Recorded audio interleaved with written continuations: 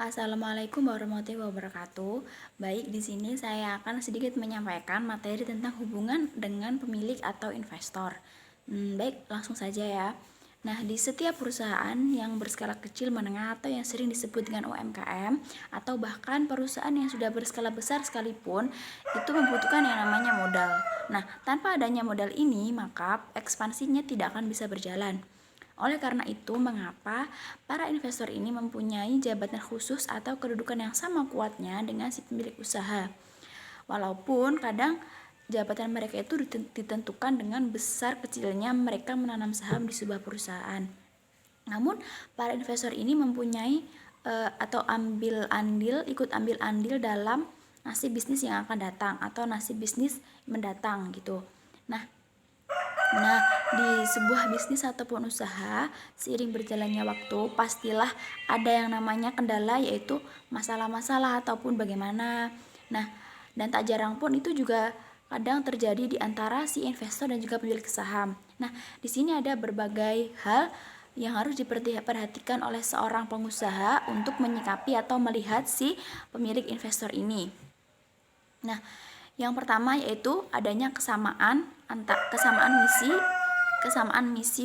visi misi antara si seorang pengusaha dan juga si investor. Nah, dengan adanya kesamaan visi dan misi antara mereka berdua, antara investor dan juga si pemilik usaha ini, maka mereka akan mudah untuk mengembangkan bisnis tersebut dan mudah untuk mencapai target. Dan tak jarang dengan adanya kesamaan visi dan misi ini akan meminimalisir adanya kesalahpahaman antara kedua belah pihak.